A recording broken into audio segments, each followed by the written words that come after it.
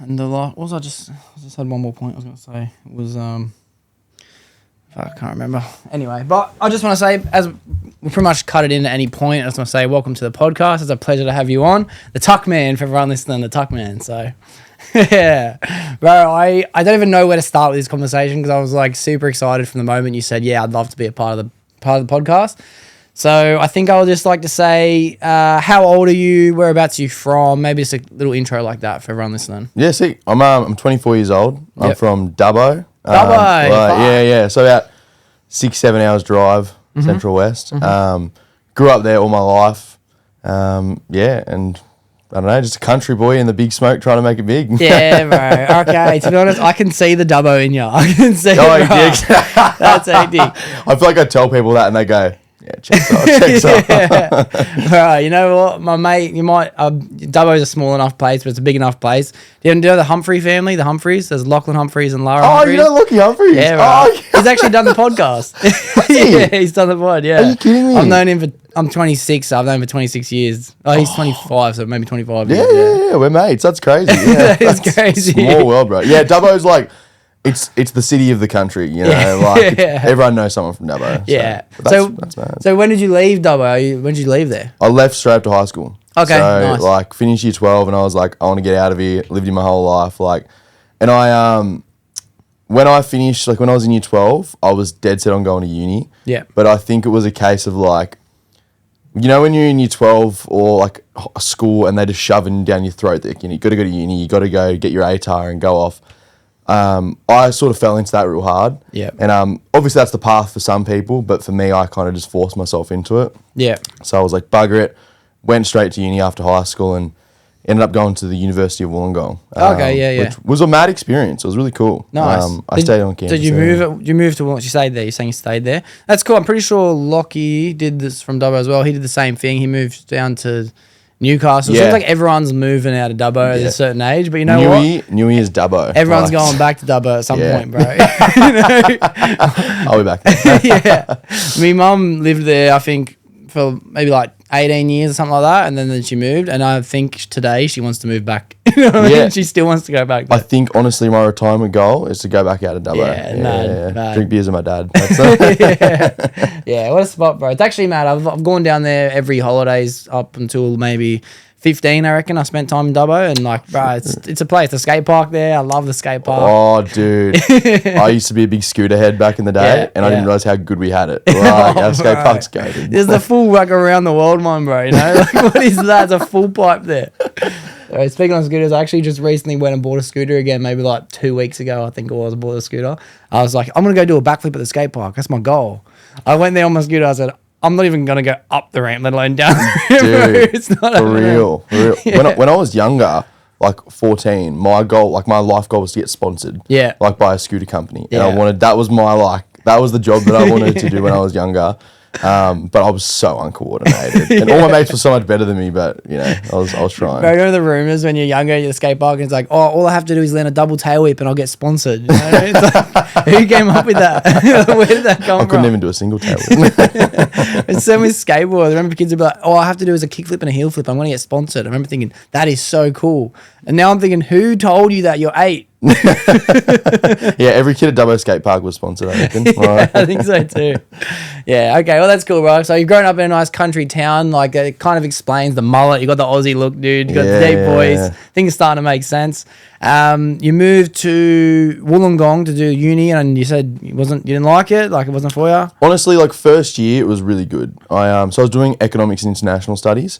And at the time, I was really interested in international politics and diplomacy and stuff like that. The end goal was I wanted to work in as a diplomat. Yeah. Can you to be honest, I don't know what a diplomat is. What's a diplomat? Basically, foreign affairs, overseeing foreign policy between countries and essentially, I'm sitting in the bed here. Is it between Australian and other countries, or is it between other countries? Yeah, so essentially foreign policy between countries and how they treat each other politically. Yeah, okay. Right now, heavy, dude. Yeah. It was a lot, and honestly, I have not dipped my toes into it in a very long time. That's kind of why the explanation of it is coming out a bit rusty. Yeah, well, to be honest, I didn't even know what diplomat is, bro. So you help me out. Honestly, if you're wondering what it is and you're listening to this right now, go on Google. That'll do it better. Link in the description for the definition of diplomacy. Yeah. But yeah, first year of uni, man, that was my whole life. Like I was very involved in that and I loved studying it. But I think in the second year of uni, I moved out of like the campus and I was out of the actual like university life of living around the uni, and I moved into a rental with a bunch of mates, which was awesome. Yeah. But that's when COVID hit. Yeah. That was 2020, the big like lockdown year. And that's when everyone was like studying online and stuff. So not only did I move off from the campus, but I was taken away from like all my classes and everything like that. I was lucky that I lived in a house with my mates. Like, that was sick. Like being able to like lock down there. But it got to a point where like I wasn't going outside and doing any of my classes, and my love for uni just dropped off. Yeah, like okay. I just started to hate it. And like, I don't know, I think being taken away from my classes and stuff like that made me just like the interest just lost. Like I just didn't care about it anymore. Oh, I kind of get it, dude. I've done apprenticeship before. I went to TAFE, and at the moment I'm going back to TAFE again. I'm doing another one, and being in the lessons and actually being a part of any kind of lesson, like I feel like, oh, this is mad. As soon as we have to go home and start doing things, our own research, all this stuff, I already start to feel my interest fade away. You know what I mean? Dude, Sometimes I go back there, I'm like, yeah, this is mad. I can't wait to learn again. But yeah, I can imagine COVID hitting would have been a big impact for a lot of people. I never even thought about the education system and how people just gave up on their, not gave up, but fell out of love with their careers. For sure. You know? Yeah. Yeah, all right. So, all right, around that time, and I do want to know as well, living with a bunch of mates, how was that experience? Because I've never actually done it. I've only done it for like a month chapters at most in my life, and it's something that I need to start doing now, otherwise it's going to be too late. You know, so what's it like, right? Is it like is it annoying having to share things? Is it tension, or is it just a good time all the time? Oh, look, obviously there are the cons, like, you know, but I live with 6 other blokes. yeah. So this was my second year of uni, bunch of 19-year-olds living in a house together in this giant house, and it was crazy. Yeah. And then we all got locked down together. Yeah. So there was a lot of partying and a lot of, you know, being rat bags and stuff. But like in COVID, it was fun for a little bit, but then it got to a point where we were doing it for so long that I got a bit of a gut. There are a few photos of me you'll see where I'm just like, yeah. And I got to about like, I think it's like 115 kilos at one point. That's a big boy, bro. And I grew up like as a skinny kid. And I like just, from all the beers and Uber Eats as well. Like, oh God, I puffed out a bit. Wow, what a time. Honestly, the cons of COVID, but I bet it was a good time, you know what I mean? It was good, yeah. We made some great memories, man. It was awesome, but it started like very fun, and then at the end of it I was like, all right, this is getting a bit. Do you reckon it was a collective thought as well? Like, do you reckon pretty much all of us were like, yeah, this is going on for too long? Yeah, I think towards the end of it, everyone was like going stir crazy, and we were just like, all right, we need to get out. And we were getting on top of each other's toes. Yeah, that's mad. But yeah, it was an awesome year. I only lived in that house for 1 year with those boys, and we had such a great time, man. And I'm still best mates with most of those boys. So. Oh, man. Okay, that's awesome. So then I can assume that the next chapter of your life comes pretty soon to this, so I don't want to get to it just yet. I want to kind of backtrack a bit and go back to like what you were like. You said you were a bit scrawny growing up, skinny kid, living in Dubbo, but what was your personality like? Were you like a extroverted kid, introverted kid? Yeah, definitely extroverted kid. Nice. Like I was always the kid in school that like was trying to make the laughs happen and like, you know, class clown vibes, that kind of thing. I say I was pretty good at it. I'm pretty funny. Good attitude. No, yeah, I always played sport growing up and stuff like that. Like I was a very social kind of dude.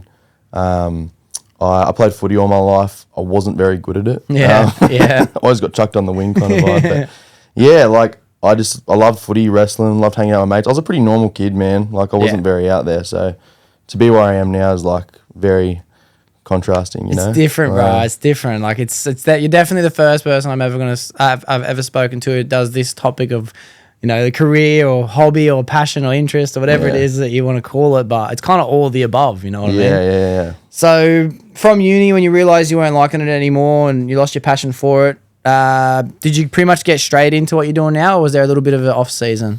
No, it was like after the lockdown period, so lockdown came out and we had to go back to uni and whatnot. This is like start of 2021. And I sort of realized that I didn't want to be studying anymore, but I was like, I need to do something. Yeah. So I stayed there and I was like, I need to commit to doing this. But I need something on the side to keep me going because I felt like I wasn't like proud of where I was. Mm-hmm. Like I was looking at my life and I was like, I'm not putting all into my studies, and it was reflecting in my grades and stuff like that. My job wasn't anything special, and I was like, I need to do something that is gonna keep me going, get me fit, whatever. I started playing footy again. Okay. Yeah, nice. And I went and tried out for a league team. They had me on, jumped me in. I played 2 games. Yeah. I got pelted. You're a big boy too, so if you got pelted, I'm thinking to myself, like, what chance would I have, bro? That's crazy. This was when I was like big in a different way though. yeah. And yeah, I was playing footy with these tradies who just were pumping me. Yeah. But it was very humbling. After 2 games, I was like, maybe this isn't what I should be doing. I haven't played footy in 5 years, so. Yeah. And I kind of just was scrolling on my phone and I saw an ad for a pro wrestling tryout. And I was like, oh, I loved wrestling when I was a kid. I kind of always stayed involved with it as it went on. And I saw it and I was like, man, like, why not? Yeah, like, nice. I should just give it a go. And when you say wrestling as a kid, was it wrestling as in like the competition-based wrestling? Like, how do you describe the difference between the two, between wrestling and pro wrestling? Sorry, yeah, I never was involved with like amateur wrestling or anything like that. It was always pro wrestling, like WWE basically. Yeah. I never like did anything like that. I just always watched it. Okay, yeah. And I would always be off and on like the actual product of like watching it on my phone and stuff like that. Like when I was younger, I was involved all the time watching it. But as I got older, like I'd here and there, you know, I wasn't always involved. What seasons are not seasons in like literal numbers, but I remember when I kind of got into wrestling, maybe the second time, it was like around Nexus when Nexus was on the TV. Oh, that's when I just started watching. Yeah, I think that was the first time I really went, you know what, let's involve myself into this. Yeah, I think we had Foxtel for the first time. Oh, so you've watched a little bit of wrestling growing up? Of course. Okay, growing up, like it's not like I never had all the like figurines and stuff like that, like a lot of the kids that I was hanging out with had. But when it was on TV, I was watching it and I was involved with it. But as soon as it wasn't on TV, my brain was just straight to the next thing, you know? The only things I had in my hands were probably like Bakugan. Remember Bakugan? Oh. Was that the one with like the metal cards? And Bakugan, bro. And roll out and Dragonoid. You bugger this podcast. Let's go jump on the back. Yeah, facts, dude, facts.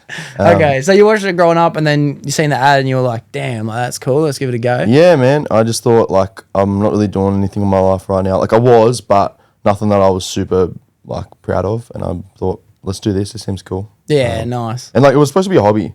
Yeah. Like at the start, this was like, I'll do this on the side, you know, once or twice a week just to kind of like keep the passion up, keep me fit kind of thing. And yeah, that didn't happen. That's cool, bro. It's such a different, interesting, massive involvement to decide you're just going to do this for fun a couple times a week, you know? Like, even to me, even something like boxing, that's something that I've always loved doing, and any type of fighting. But I understand, like, the commitment it takes to do it. And I'm like, oh, am I really going to be able to do 1 or 2 classes a week? Like, you know, it's such a big investment of time. But and then to pick something so out there like pro wrestling as well, like that's so out of the norm. You know what I mean? Not many people were choosing to do that as a hobby. Yeah. Like, was it just the fact that you seen it on TV, or did you ever know anyone else to do it, or did you have anyone in your life? I didn't know anyone who's ever done it. One thing I probably should have mentioned before through my childhood is I was always a drama kid. Okay, yeah, that's cool. I think that's something that like people who know me can pick it, but if you meet me first time, probably might be like, oh, I wouldn't have seen this kid as drama. Yeah. That definitely carried hard for me going into it because my confidence of like public speaking and going in front of people, it made it a lot easier for me. Yeah. So I wasn't scared about that side of it, which usually is a big mental barrier for a lot of people. And being a drama kid growing up, that was something that I knew that I would be good at a certain part of this. So my confidence was eased going into it. You know? Nice. Can we talk on that then? So being a drama kid, like what type of stuff were you doing? Like were you doing, because I got mates now that do like plays and like theatre and things like that, and I got other mates that do like commercials and things like that. Like what side of the drama were you doing? So it was just school drama. Yeah. I started in year 9, like when everyone picks their elective and stuff like that, and honestly it was just a bit of fun with my mates. Yeah. But like it was probably like the only thing in school that I actually really, really enjoyed. That's like, cool. Growing up. I got 2 mates who I'm still like, they live in Wollongong, 2 of my best mates now. Finn and Nick, shout out. Yeah. I used to do drama with them boys growing up, and man, I loved it. It was like some of my fondest memories growing up. And when I sort of 9, 10, 11, 12. In year 12, I was like, I want to actually take this seriously. And this was when like wrestling sort of had become a past in my life. Like I wasn't watching anymore. I wasn't like, this is what I want to do when I'm older. And drama was another thing that I was like really passionate about. So alongside like wanting to go to university, I had these drama aspirations as well. And I don't know if you're familiar with like the HSE process, but basically with drama, when you're in year 12, you have to do like a final performance. Okay. And so I did this individual performance, which I fully wrote myself. And it actually got nominated for this competition, which is ran in Sydney called Onstage. Yeah. It's not a competition, sorry, it's a showcase of like the best performances around New South Wales. Wow. And no one from my hometown had ever been nominated for that before, which was like really cool. And we used to go down every year and go and watch that. So to get nominated for that was crazy. Yeah. And I remember getting nominated for that and I was like, all right, I got something going on here. Like this is something that I could like potentially chase. And when I got nominated for it, I was like, all right, if I get selected for this and actually get put on the showcase down in Sydney, acting's the thing I'm going to go and chase. It was a lot of stage acting, to answer your question. I've kind of... Yeah, no, it's perfect, bro. It's perfect. Perfect answer. So yeah, more so like stage acting. But I was like, yeah, if this is the thing that I get picked for. But I got the email a few weeks later and they're like, hey, you know, congratulations, but sorry. You haven't been selected, whatever. Bro. And I was like, that's cool. You know what? I've got my other uni plans as well. Talking about it now, I've never thought about it, but I realized that when I had those two options and I really wanted acting to work out, uni was never going to work out for me. Yeah, good point, bro. Good point. That's cool, bro. I think just doing that in the first place, being on stage, performing in front of people, that's something that most people, I'm not going to say can't do, but have never built up the courage to do, you know? And I think what I've gained a lot lately from talking to different people is most people feel the nerves anyway, and some people just choose to ignore them and perform. You know, whether it be to post the Instagram video or do public stunts or anything like that. Even musicians performing on stage for the first time. Like I've noticed that everyone feels nervous. Everyone feels like, fuck, what am I doing, bro? I'm just so grateful that I had reps growing up. Yeah. Like I mean, being an actually extroverted kid also helped me. But I think like if you're a musician in your 20s who's never gone on stage before, I can't imagine like just jumping on stage in front of 50 people for the first time. Like that would be so daunting. So I'm so lucky that I just like had the opportunity to do it growing up. Yeah. And it's definitely like helped me out my wrestling like so much. Yeah, you know? Okay. That's mad. All right, I want to get into the wrestling chapter then, because I'm starting to put some mad pieces of this puzzle together. So when you went in there for the first time and you thought to yourself, like, let's just do this as a bit of a hobby, what was those first couple lessons like? What can people expect if they're going to try it out? Yeah. So my tryout when I first went was just basically like, it's kind of a test to see if you can be like, not to push you or anything too hard, but to see if you're willing to commit to it. So it's like basic calisthenics, like squats, push-ups, like a lot of core workout stuff, and then basic like gymnastic tumbling roll. And I remember going for the first time and like I enjoyed the team environment of it because I played footy, and I thought professional wrestling would be really individual because you are like by yourself. Maybe you've got a tag team partner or whatever, but Pro Wrestling Academy, PWA, which was in Ingleburn at the time, I noticed everybody there was like a big team. We're all working together. And I loved that because like, you know, sports background, I think anyone who is from a sport background comes in and they just adapt to it so quickly. Yeah, yeah. And yeah, I went in there, we just did a bunch of calisthenics, bunch of tumbling rolls and stuff. And the trial was fun. I left and I was like, yeah, I definitely want to come back. But it was like the first few lessons that I got in and I was like, oh, dude, like this is really fun. This is really cool. And I think it was like my second or third lesson where we were learning how to like break fall, which we call a bump. So you get in the ring and you learn how to safely like if someone was to hit you, how you go on the mat so you don't hurt your neck or hurt your head or whatever and make it safely all happen.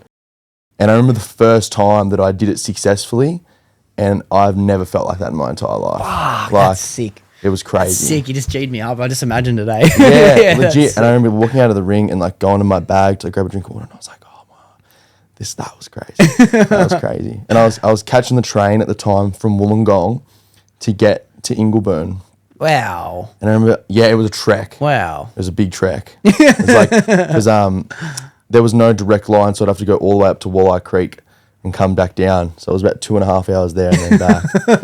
But the 2.5 hours back after that session, I was buzzing. Yeah, man. yeah. Like, You're on the I middle was- of you're on the train on the ground, like, hey, you're slapping the Dude, ground. I was like doing. I would have looked like a bit of a junkie, but I remember after that lesson, just like that was crazy. Like that was the coolest thing I've ever done in my entire life. And Nice. I often think about that feeling and that emotion of that day because there's nothing like it, man. Yeah. Like that was the day that I realized like there's something more to this. Like I don't know what it is yet. I hadn't had any thought about commitment yet, but I was like, I know that I'm doing this. Yeah. That was cool. That is cool. That's heaps cool. So then no one else you knew were doing it. It was just you. You went by yourself and you kind of fell in love with the community aspect of it. That's cool.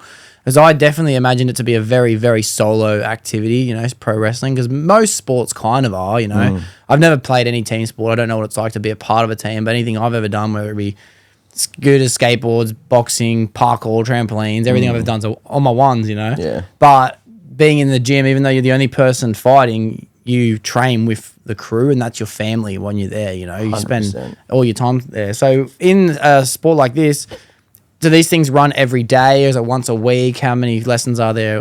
We train 6 times a week. Damn. Yeah. Okay. Yeah. So we're there pretty much every day but Sunday. Always trying to get the reps in. Like, and this starts from like beginners all the way to like advanced. So the way that we're structured at the Pro Wrestling Academy is it's cut up between like different levels. But once you're at like the advanced level, you can go every single day. Wow. Okay, that's pretty cool. So then, what were you doing for work at the time, and how were you able to train as much as you could? Like, were you doing it on your days off? Were you doing it after work? Like, how were you able to make a 5-hour trip of transport plus a session? And like, Well, this is when I was still at uni. And wow. So you hadn't even left uni. That's right. Yeah. So I was at uni at the time and I started going to the beginners course and I was only training twice a week. So I was kind of able to manage it. Like it was still a lot. But then once after about 3 months, I'd passed that initial one and I started to get to the fundamentals level. That unlocked 2 more days for me. But I still wanted to go to the other days. Like I didn't want to just like not go to the beginners course because I thought I was too good. I wanted to keep getting the reps in and perfecting it all. So 4 days a week, I had to travel 2.5 hours each way. So 5-hour round trip every single day whilst trying to like keep my casual job and also like work for do my uni work. It was becoming a lot. That is nuts. It was getting a lot. I bet sleep was definitely lacking on that. Like sleep, like my uni's grades were just going down. Yeah. Money was a problem as well because like, you know, being financially independent and being at university, it was hard to save. I didn't have a car, obviously. So like I was trying to save for a car while I was doing all this. And I was like, man, I'm putting like one egg in each basket, you know? And I really wanted to put all my eggs in the one basket, but, you know, I didn't want to let anyone down. I didn't want to like put myself into this corner where I didn't have any other options, but I was like, I needed to make a decision. Yeah, okay. So at this 3-month mark when you finally unlocked these next 2 days and you've gotten onto fundamentals at the second level? Yeah, that's the course. Fundamentals. That it's called, Who in your personal life was already aware of the fact that you're doing this? Like, was all your mates aware, your family aware, everyone knows that you're doing this for fun on the side? Yeah, I don't think my partner at the time, still my partner, Adriana, I love you. Shout out. Yeah, Shout out. Yeah. She was the only person who knew how much I had committed to this. I hadn't really told many of my friends. My dad and my family knew, but it was still a bit of fun at this time. Like I hadn't really told anybody how like passionate I was about it and how committed and how crazy I was about it. So yeah, it was very jarring when I told everybody like, hey, I'm going to drop out of uni and try and chase this as much as I can. But yeah, it's how it happened. Okay, and then at what point was it? You say the 3-month mark, you're trying to juggle everything. How long until you decided, that's it, I'm doing it? It was only a couple of weeks until I'd been training for like 4 days that I was like, this is getting too much. And I need to like sort of, as I said, put all my eggs in the one basket. There was a trainee who had been training for as long as I had. His name was Justin Magsena, shout out. Shout out. And he was a teacher at the time, so a little bit older than me. And we used to catch a train together sometimes because he would get off on the same stop in Sydney. And I said to him, man, like, you know, I'm struggling. Like, you know, I'm in uni and I don't know what to do. Like, I really want to commit all my time and energy to this, but I don't want to, like, let anybody down or put myself into a corner. And being someone who'd gone already into his career, he was like, man, if I was your age, just do it. Just send it. He's like, if I was in your shoes, I would. And I think I just needed someone to tell me, do it, you know, because there wasn't anybody telling me to go for it. And he was someone who was in wrestling at the time. So have someone to just like a bit older than me, probably a bit more wisdom about them to say, do it. That was the thing that really tipped me over. So then what was the mindset like? Obviously, if this guy helped you push you over the edge to do it, it must have been a pretty battling decision to make. Did you mention it to anyone? Did you mention it to your parents or your mates or anyone that you're thinking about dropping out at this point? Or is it all just so far in your head, assuming what you think other people would think? I just did it. Yeah. Yeah. I think one day I was just like, I can't sit around and talk about this for too long. I had that motivation from someone who was more experienced in life than me, and they told me to do it. I'm really lucky that my dad is so supportive. Like, no matter, I think I could do anything, and my dad would just be like, as long as you're happy, mate, get after it. Yeah. So I told him, he was super supportive of it. Obviously, there was precaution, like, are you sure, like, you're making the right decision? But whatever makes you happy, mate, that's the main thing. Yeah. Because, bro, what else are we doing this for if we're not trying to be happy, bro? Honestly, like, what are we doing laps around this sun for if we're not trying to have as much fun as possible? 100%. I got mates and it's like, shout out to him. Like, shout out to Dell. I give him a shout out every episode because he's my training partner and one of my best mates. But, like, he's like, bro, fuck, leave the fun for someone else. Like, I'm here to, like, work hard, make money, go to the gym, all this stuff. I'm like, yeah, that stuff's cool, bro. But, like, I'm here to have a good time as well, bro, So to make that decision, bro, I'm glad you did, because not only has it obviously, set everything forward, but hopefully it sets an example for other people too who are thinking, should I commit to this thing that I don't want to, or should I pursue something that I'm more passionate about, That's inspiring, dude. Yeah, it was a hard decision, like, to just on the beat make, but especially at the time, like, I didn't have any guarantees, like, I was doing okay at the wrestling training, like, I wasn't the GOAT, like, I wasn't some prodigy. I don't think people looked at me and like, yeah, one day this guy's gonna be The Rock. Yeah. Like, there was no talk of that. It was just fully back on myself. But I knew in my heart that I wanted to do it, and I was like, this is something I'm gonna try chase. And I'm not where I want to be yet. That's the funny thing talking about it is, like, I could listen to this in 10 years and be like whatever, But I'll get to tell my kids or say on my deathbed that I did everything I could to do it. So, it's like I tried everything. Oh, what's cool, bro, is like I feel like from doing the podcast, I have a pretty interesting experience in doing so, because like I can go back and look at any week I've done over the last 130 weeks, right? And I can just go, what was I talking about then? What was my guest talking about? And then if I can see what they're doing now, everyone who said they're going to do something, they do it, dude. The only time people don't is when they choose to stop, I guess, is a different. But people just don't not achieve what they want. They work towards their goals, what I mean? It's going to happen eventually. Yeah. And saying it, I think, helps, manifest it and bring all these things into fruition. Just speaking what you want out there, bro. It's like the universe hears that shit, bro, Dude, manifesting's a big thing. Yeah, like, dude. I think talking about what you want to do and making it a reality is so important. Yeah. Especially when I made that decision to drop out, I really was like, I was talking more locally at the time. Like, my goals weren't so much like get signed, make a full-time career out of this. I was like, I want to be the best in PWA. I want to be one of the guys that's on the show every single time when they put a poster out. I want to be there. And now I can comfortably say that, like, I am one of the people around that are constantly advertise and use and can say that, like, I'm doing pretty well. Like, in Australia, I'm booked almost everywhere, which, I'm humble about, but also, like, I made that happen. Like, and I did that on my own accord. So that's hectic. That's so gangster. So what about, like, you made this decision to do this full time now, right? So you're doing, are you up to the 6 days a week, or are you doing the 4 days a week? How many days are you doing at this stage? I'm training 5 to 6 times a week. Yeah. I still got a casual job. Yeah. So I'm just pick, pack a warehouse. But that just pays the bills, man. Yeah. Like, funds the lifestyle you want to live. Need money. Yeah. But I'm just trying to, like, train every week, so every day, to a point that, like, I'm obviously still benefiting myself, but I love helping people around me as well.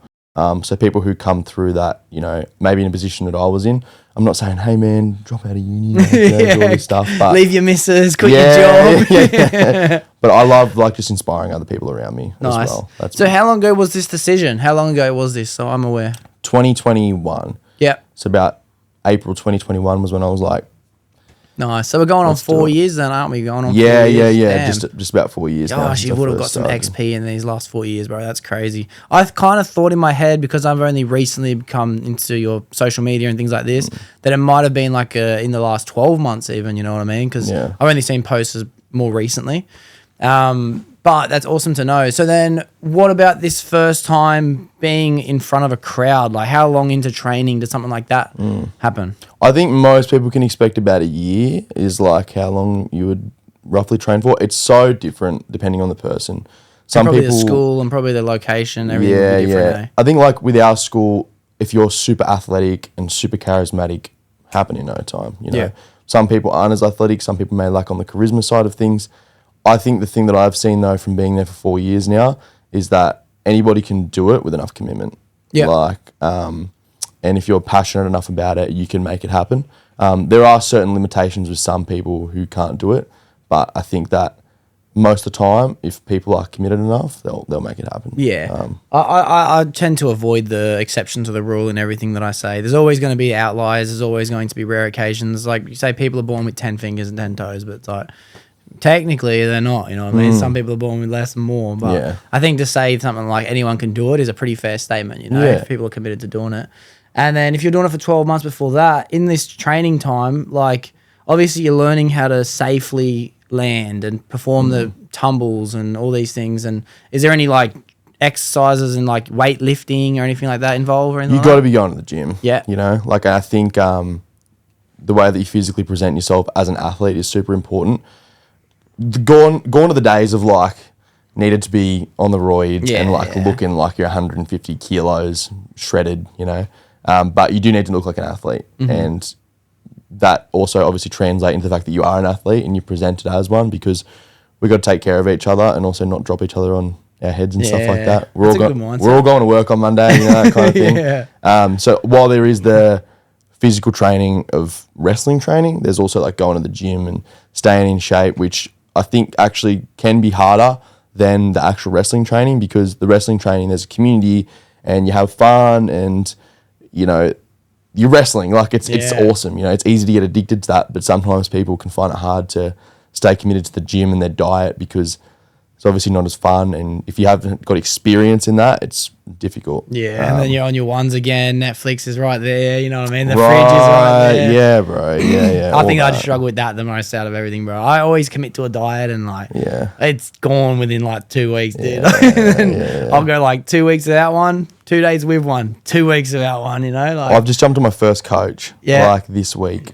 Nice. I've never had a coach before. I've always done pretty well at being self-disciplined and being able to do my own research in terms of like gym and diet and stuff. But I've got to a point where I've just plateaued over the last 12 months and I'm like, someone needs to take the reins. Yeah. Is it dietary and nutrition and physical coach, or is it just what type of coach? Yeah, not in person, so it's all online. Yeah. But they scheduling like a weight training program for me and doing all my nutrition and stuff. So nice. That's a mad program, actually. Maybe I should look at something like that. Yeah, dude, I'm excited about it. I'm excited. Hopefully in a couple of months I'm looking absolutely phenomenal. So, Nice. So then in this time as well, so if you haven't yet gone and performed, is that the right word to say, performed? Or wrestle. Yeah. Like how do people get ready for the performance side of things? Like, you know, you're a bit luckier in a sense where you were interested in drama growing up. So how does most people in the class learn the skills of how to control a room and a crowd and all that stuff? That's something that just comes reps. Yeah. Like I think that inside of a training environment, you learn how to do the wrestling, the actual physical side of it. But reps are really the thing that's going to get you to be able to like have the crowd in the palm of the hand, as we love to say. And I think that's something that I can hang my hat on and like I'm pretty good at, is like getting the crowd involved. And I think that's what I'm known for and why, you know, I have gone to other places. I'm still good at the wrestling side of things, but I don't think anyone would watch me and be like, oh yeah, he's the greatest of all time. But I've got that best of both worlds sort of going on with me. Yeah. Because I think that's where most people might struggle, I think, when I think about it, you know what I mean? Because I feel like people love the idea of getting shape, getting healthy, looking good, and then, you know, the fun aspect of what you'll be learning in the classes. But then being in front of people, I think, is most people's biggest fear, most people. And then when you are in front of people, then how do you just, like, get them all, like, to do what you want them to do? Quiet, stop, like, come in, you know what I mean? Like, that's a skill in itself, dude. That's a whole different ball game. That's what I love about it, though. Like, I mean, don't get me wrong, I love wrestling too. But I love being able to go out there and have a room of 500 people and they're doing exactly what I want them to, because, you know, I'm able to make that happen, you know. I think an exciting thing about like watching people come through and train as well is seeing people who aren't as confident. Like I'm so lucky that I'd been in front of people before and I'd done a lot of public speaking and drama and stuff. So the first time I went out, like it was nerve-wracking, but I was comfortable, you know, in being in front of people. Seeing people who have never done that before and slowly their confidence starts to pick up, there's magic in that. Like that's cool, man. And that's, even if they don't become the greatest wrestler of all time, go and, you know, do whatever, they can at least say like, now I can stand in front of people and I can have confidence. And people get so many things out of it. Yeah, wow. I guess that would transfer into a lot of different aspects of people's lives, wouldn't it? Like they'd be able to show up to work and ask for a pay rise easier. They'd be able to tell the girl they like to have a crush on them more, you know? Like that's it, yeah. Yeah, that's insane. I never even thought about that. Through this then, did you start to get back into watching it? Were you like watching it on TV now at this point, like it's 12 months before you went on and wrestled? Unfortunately, I think a lot of wrestlers will agree that like the fan side of it kind of dies when you start wrestling. Unfortunately, there's a little bit here and there, but a lot of the wrestling that you consume kind of is for inspiration and to try and study it so that you can be at that top level.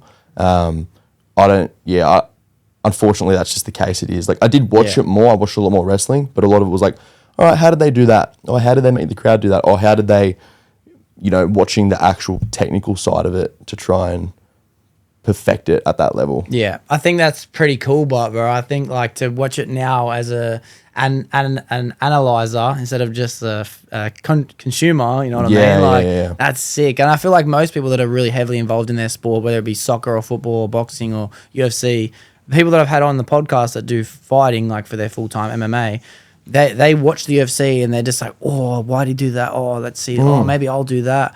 Me, when I watch the UFC, I'm just like, knock him out, bro. You know what I mean? That's all I'm thinking. Yeah. So it's a whole different level of commitment.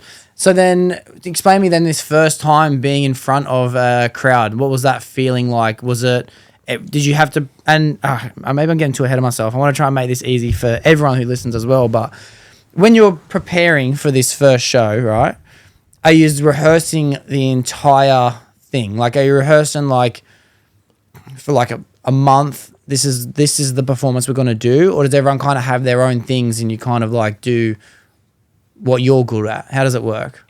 You're going to hate me. I'm not going to reveal the magic. Yeah, okay. As much as I'd love to sit here, as much as I'd love to sit here and tell you everything behind it, if you come into a show and paying for a ticket, you're going to experience it like you're fully invested into it, and that's how we want it to be. Yeah. So if I don't want to sit here and tell you exactly like how we go behind it, and I don't think you asked the wrong question in saying that, but also I think I'd be doing ill justice by telling you exactly how we go about behind the curtain and stuff like that. That's so fair. Yeah, I'm trying to stay professional, you know. No, I like that. Well played. But there is a lot of preparation into certain things. Some things are a little bit easier, but we mostly go out there and try and just put on the best show we can for people. Yeah, that's cool. I've actually never been to one, bro. I think having this conversation with you is definitely going to push me straight away to buy tickets to something that you're doing because, I think it's just definitely something I need to experience. Yeah. I haven't watched any, to be honest, you know who's got me back into being a fan? Logan Paul. I swear to God, watching this guy flip off things and jump and all these, because I love social media and, you know, I love watching his Instagram reels about it and stuff. I'm thinking, fuck, this is dope. Wrestling is so hectic.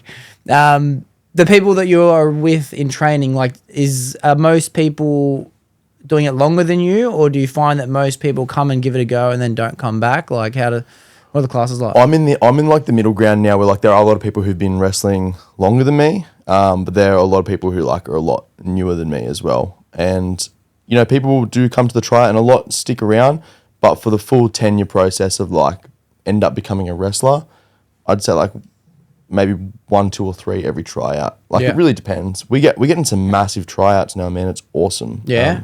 And how many how many people do you reckon come try something out every quarter, or how often do you do it? How often do you do a tryout? Yeah, I'd say every quarter we do a tryout, maybe 3 times a year. We'll get like 40 people in for a tryout. Wow. And that's like capped. Like we can't take any more because our room is just full of people. And it's awesome. I think that we've had Grayson Waller, who used to be known as Matty Warburg, at PWA. He's gone on to the WWE, and I think that's gotten us a lot of attention.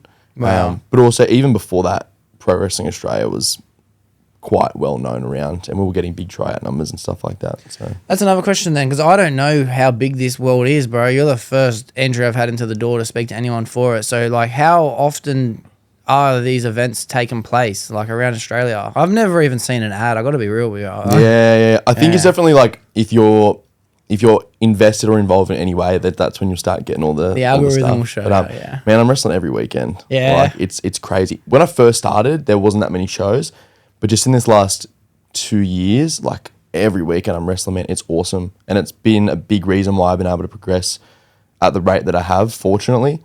And, you know, I've been able to wrestle in Melbourne, in Adelaide, in Perth, just wrestling in Brisbane recently. So all around the country. That was recently. Yeah. Was Brisbane that was last week? weekend. Yeah. Yep. Damn, bro. Yeah, last damn. Friday. But mostly on the east coast of New South Wales. So around Sydney, South Coast, you know, Newey.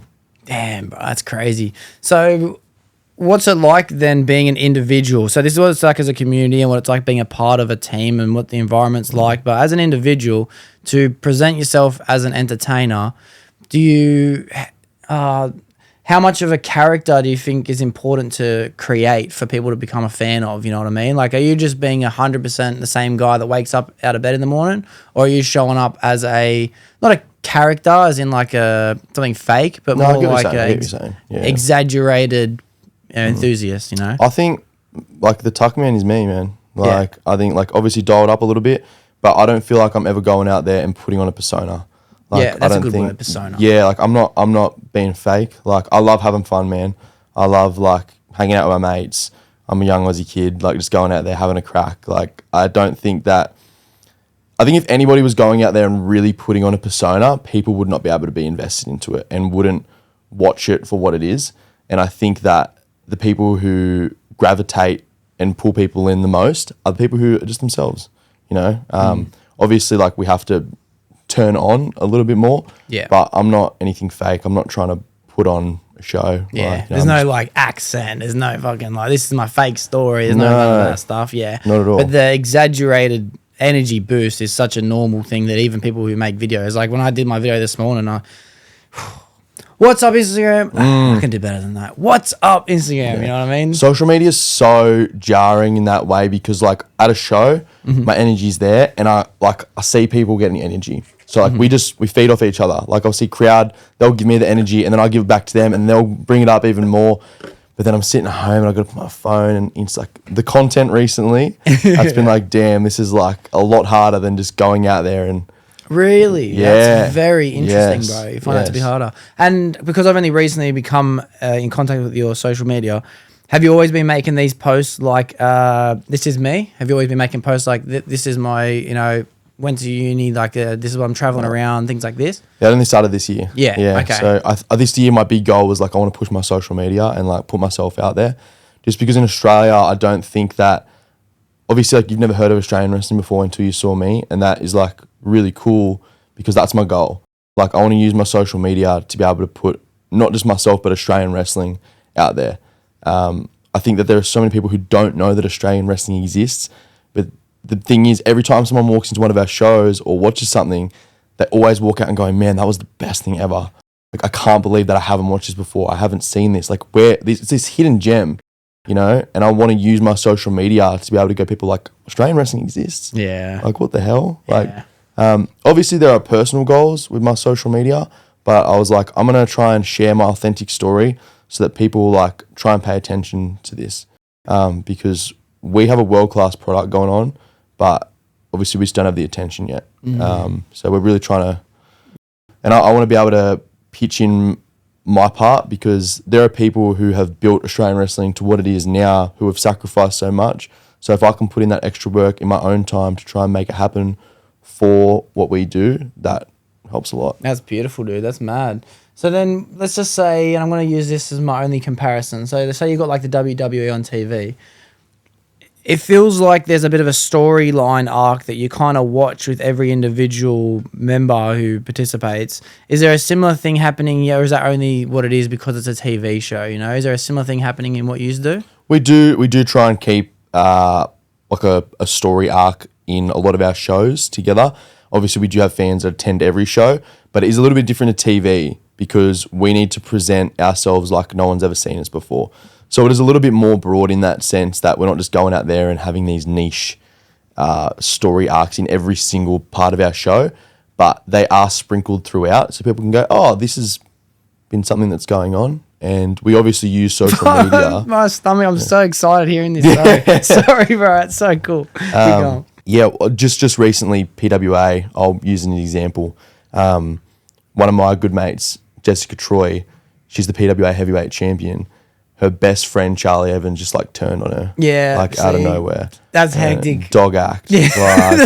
Like, Bro, so dog. You're a fucking sick cunt, bro. That's so hectic. Charlie Evans, I hate you. North Shore Wrestling, I hate you. Like, legit. That's so hectic, bro. And, you know, that's something that is presented on every show throughout. Like, we're trying to tell that story. But yeah, I love this world. I can't wait to come to a show. You're gonna love it, I'm dude. telling you, I'm You're gonna putting love links in every description from now on. But like, I'm gonna become the biggest fan of this. This is crazy. It's such a niche, bro. It's such a little world. One of my favorite things about living is opening a door and finding out how big the world is behind it, you know? Yeah. Because when I first got into fighting and MMA and I started going to like, my coach would be fighting, so I'd go to an MMA event. Yeah. I'm thinking, what the heck? You can just go watch like the UFC, but a small little version. Yeah. And there's one every weekend happening in different places. just go wherever, you know? man. Yeah, And I'm that's thinking, it. what? That's a whole new world. And it's like an app. Every time I open an app and there's a brand new game and I'm like, oh, this is cool. Let's try it out. And I click and I'm like, there's millions of people in this little world. You know what I mean? And you've just given me a whole new world to be a part of, bro. Yeah, I think it's like that though. People buy a ticket and they're like, I don't know what we're going to watch right now. This is just like the wrestling down the road or whatever. And they come to, let's say it's the Metro Theatre in Sydney, and they're like, oh my God, this is like this amazing production with these guys who look like they should be on TV. And like, this is, you know, they feel like they've been taken and sucked into this little world for 2 hours, which is like, that's my favorite part about it. Yeah, that's sick. Because I love anything to do with performing or watching or witnessing and just being a part of art, bro. Like, I love art, and what you're doing is artwork. You're creating, bro. And there's so many. I bet people don't even consider the athletical ability that would have to go into play. Like, that's crazy. Yeah, I think when you rock up there for the first time, I use the first time as a busy example because it's always fun seeing people after they watch it in their first experience. And I don't think they expect the athleticism to be at the level what it is. And they'll watch some of us and just go, how are you guys not dead? Like, I think because the word fake is thrown around and obviously there is a performance element, people just forget about that. And they come and they're sitting like from me to you away watching us like go off the top rope and fly onto like literally like a few mats and some poles. And they're like, how you going to work tomorrow, bro? Like, look, what is going on? But yeah, it's the reality of it, you know? And then in that side of things then, like, how safe is it, you know? Like, I know you're putting in work and preparation and practice, but like, to imagine anyone jumping off something and flying through the air and landing on anything sounds dangerous as shit, you know? There's never a guarantee. There's never a guarantee that you're going to walk out there safe and sound, you know what I mean? Like, we obviously train to a level where we're always going to be safe and we're always helping each other, but when you're wrestling, you have someone's lives in your hands. Yeah. And we're always at this point where we're trying to be as safe as we can, but you never walk out there with the guarantee that you're going to come out safe. So that sometimes is like the most nerve-wracking thing about it is like we can get hurt real bad every single time we go out. And like when you're doing it 2 to 3 times every single weekend, like it's 2 to 3 times a weekend is crazy. Is that some of the time you've done things like that? 2 or 3 times in a weekend? That's probably most of my weekends. Wow. Yeah. So you do like a place, and then you do like a Saturday, Sunday, same place, things kind of thing. Yeah. Wow. And are there people that go to both shows? Like, is there that kind of? We do have consistent fans. Yeah, we have some fans that are like will come to every single show. Shout out to them. Thank you, everybody. But a lot of our fans are like either their first time or, you know, they come to one here and there, or they'll just go wherever it's in their area. We go to a lot of different, like for example, Friday night I was in DY, so they would just come to their local show or whatever's in North Sydney. And then yesterday I was in Petersham, so like more inner west. They would probably only go to around their area, sort of thing. Yeah, especially places like DY, they don't leave DY, and people from Petersham, they don't leave Petersham. Yeah, right. Yeah, it's not like people from Dubbo and all that. Like, they travel around, you know. Yeah. But it's cool to be able to go to different areas and like see the different demographics and what people like react to and stuff. Yeah. So. You probably would get a nice exposure to different types of communities, eh? Like, do you find a big difference in people, like, the more you travel around? Is there different styles of personalities and things like that? There are different types of people, but this is the thing I love about wrestling is we bring out the same emotion out of every single That's people. cool. Bro, I don't care how much you earn. I don't care where you're from, how big your house is. Whatever you think about yourself, I've seen people in suits and people on the pension have the same reaction to me, you know, and they'll come up to me after the show and be like, man, that was awesome. I can't believe, like, you know, and it's cool because, you know, if we're in the shops, you probably think different about me, you know, or like you'd think different about the person who's standing across from the room. But when we're in that room for that 2 hours and we're making that magic happen, everything outside of your life goes away and you're just sucked into that environment. And that's the thing that I just love about it. That's passion, bro. I can hear the passion in your voice so clearly. What's the type of rooms like? Is there like a typical, like, you know, mid-20s-year-old lads? Are they like the typical fans, or do you have like a typical like younger kids, teenagers? Is it kind of everything? It's always a mixed bag. Like, yeah. Any oldies? Do you have old ladies? They're sometimes the loudest. That's cool. That's cool. I love the family friendly shows a lot of the time because we do get like a lot of kids and stuff like that, and kids just like obviously adults get invested into it, but kids are a whole different level. Like what is happening in front of them, it's like if the good guy doesn't win, my whole life is gonna melt away, you know, like this, what is happening right now is the most important thing ever. That's beautiful, bro. I love that. Like, bro, what kids get invested in is the craziest thing. One of my favorite memories lately that I've been speaking about is dressing up as Santa one year and performing like for the kids and like watching them believe, bro, you know, like that gave me the first ever taste of what it really means to give kids story, you know. You forget what it's like to be a kid sometimes and how like truly invested you do get into these little things. And I think after a few reps in front of these kid shows, I was like, oh, dude, like, I remember now what that feeling's like of like watching wrestling and thinking, this is my whole life right now. If this man doesn't win this match, like, I'm going to cry. And then you're gutted, you know? bro, like, you know? When they don't, you go to school, you're like, bro. I can't believe it. Yeah, I remember when I was younger, one of my favourites lost.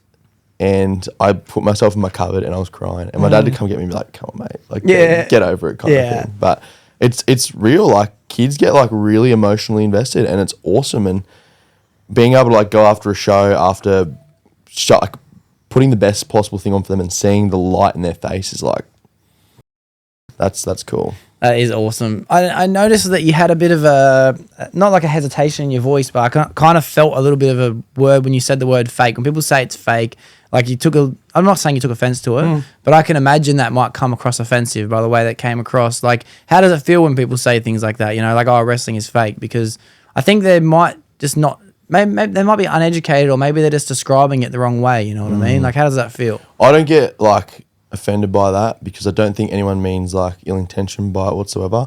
But like, I think when I'm talking about it on social media or on a podcast like that, I want to do my best to try and present it as if like you're going to experience it when you're inside there. So I think like here right now for me to be like, oh yeah, wrestling's fake. Like, if you've just bought a ticket to the next show, I've kind of just stripped away half the experience for you, you know? But like, if Jono down the road was like, oh mate, that wrestling stuff, that's fake, you know? Like, I'm not going to be like, no, Jono, bro, like, don't be a dog, bro. You know, like, like I get it. Like, there's no harm whatsoever when it comes to that. But people talk about it differently once they come and watch it. Yeah. Like, I had a few boys at work a few weeks ago, and like, just the demeanor, they weren't like taking the piss or anything like that, but like, it was very just like, oh yeah, we're going to have some fun and come and watch the wrestling, whatever. And then, like, the weeks leading after it, the way they spoke about it was so differently. They were just like, I can't believe that. Like, that's what you do, bro. Like, that is insane. And it wasn't necessarily the words they chose, but it was the way that they spoke about it that they were so different. Yeah. And I see that a lot at shows as well. Because I say it because I remember what it was like being a kid and have the people be offended at the people saying it was fake. But I don't know if maybe that's just kids getting their beliefs challenged. Maybe that's all that is as a kid. Maybe that's why people were so offended. It's don't say it's fake, you know, because you're pretty much arguing as a kid. That's all that is.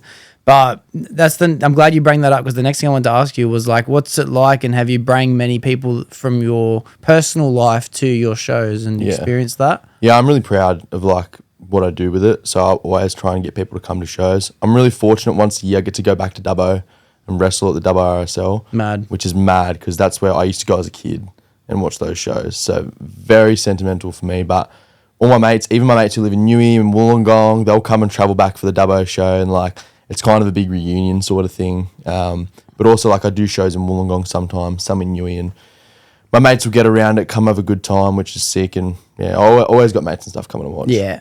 What about like your partner and your dad, and like do they come to the shows? Do they enjoy it? Like I'm very supportive. My partner's super supportive.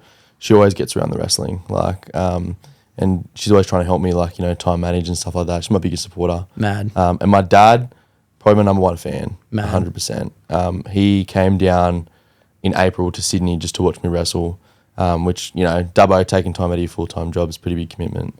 And I got to wrestle in like a title match at the Sydney Spiegel tent in Moore Park.